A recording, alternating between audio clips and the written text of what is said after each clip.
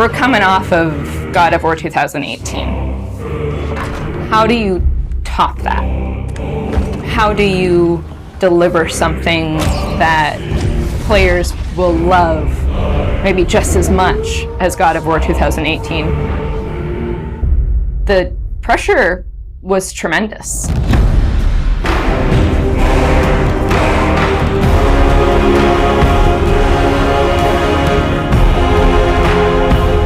My name is Ariel Angelotti, and I am the senior producer for narrative. My name is Richard Gobert.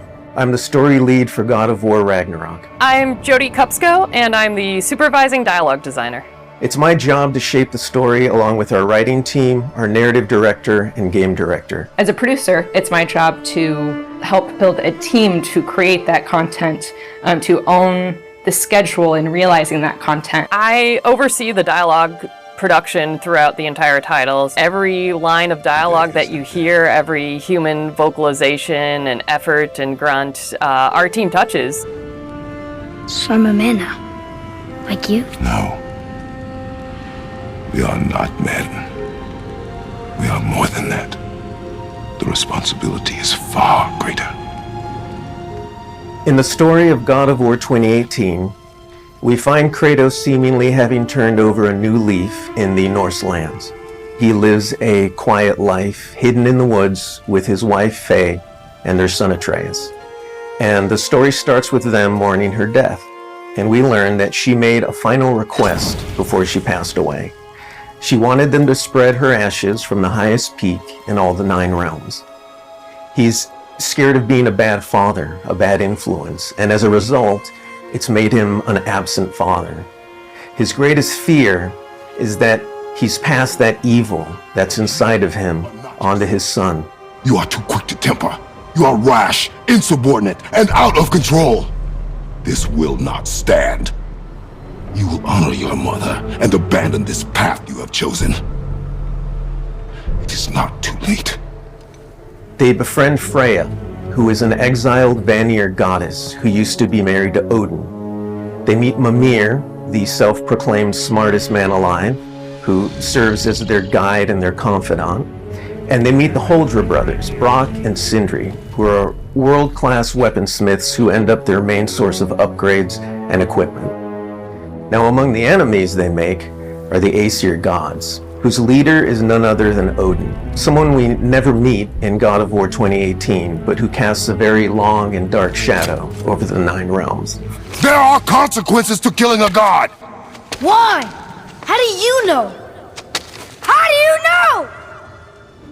After many adventures, Kratos and Atreus end up fulfilling Mom's wishes, and over the course of that journey, they find out more about each other and about themselves, and finally find a common ground between them. They become the close family unit that Faye hoped that they would become. In God of War Ragnarok, we fast forward a few years, and little Atreus is now a teen, and they're back to hiding out in their home in the woods in Midgard. During the course of the previous game's events, they were forced to kill Odin's grandchildren, Magni and Modi, the sons of Thor. Thor does a lot of the lion's share of Odin's dirty work, and as a consequence, he's a very violent, unstable personality. At the end of the last game, they were also forced to kill Balder, the son of Odin and Freya, and that has its own set of consequences. He was a very powerful chess piece for Odin, one that Odin is incredibly bitter about losing. Freya has vowed vengeance against them for the killing of her son. Kratos and Atreus didn't want to kill him, they were friends with Freya, but Balder tried to kill her in front of them, and Kratos had no other option in the moment but to kill him to save Freya's life, even though it meant losing Freya's friendship. I will parade your cold body from every corner of every realm and feed your soul to the vilest filth in hell. That is my promise. He saved your life. He robbed me of everything.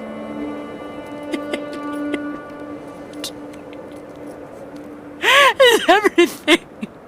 His death is also foretold to bring about Fimbulwinter, which is a brutal 3-year winter that is then followed by Ragnarok.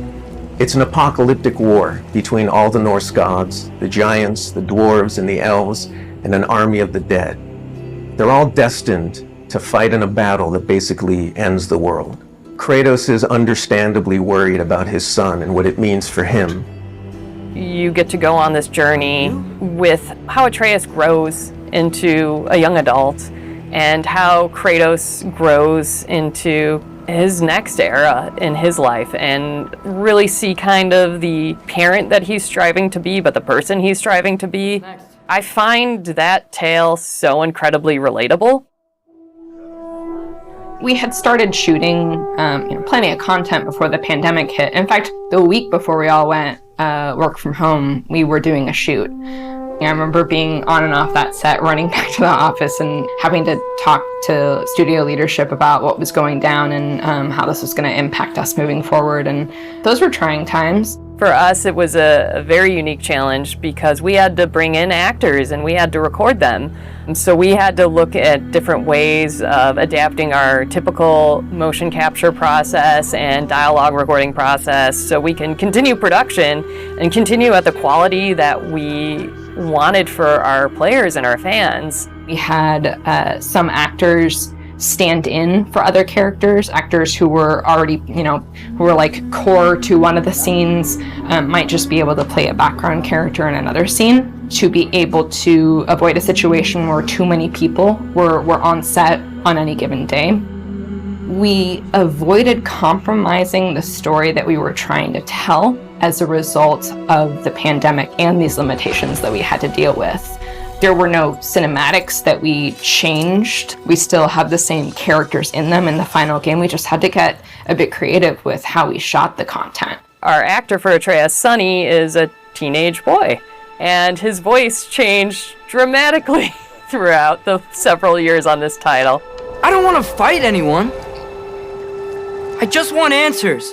We had to go in and even out that performance so it sounds like it took place over a short period of time. That was a unique challenge on this one.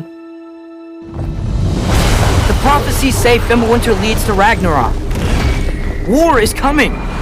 Whether the Norse saga was going to be a trilogy or just 2 games was something we debated a lot. There were obviously pros and cons for either approach. So we waited for Cory Barlog to weigh in, and he did, and he said, let's do it in 2. The consequence to that is, how do you wrap up the story in one game and do Ragnarok justice? How do we lead up to that and then have a big moment at the end of the game and wrap up all those loose threads? This game is bigger than what we initially envisioned. There's a lot of important story moments that we needed to cover. There are more characters that we follow the threads of, and ultimately it ends up feeling big and epic because there is a lot there for people to enjoy. I am very excited for folks to see this final chapter. A lot happens. We put our characters through the ringer, but we also bring them closure and we provide answers to a lot of the questions the first game posed. Just all of the new combat that we're doing and the new interactions. There's a lot of stuff that's happening in this title that I think people are going to have fun with.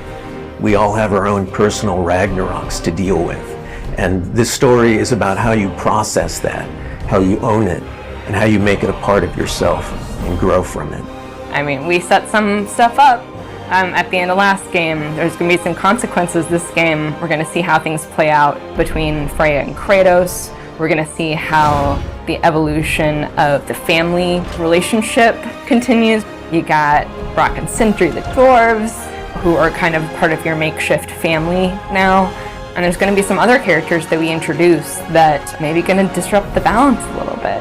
I can't wait until players get their hands on the game, are able to experience how the story unfolds for themselves. We have, I think, an incredibly well-rounded game. Very satisfying combat, beautiful and rich environments to explore, outstanding character art, a lush and moving soundtrack and soundscape. It's the work of hundreds of very dedicated artists, and they all have their own stories to tell.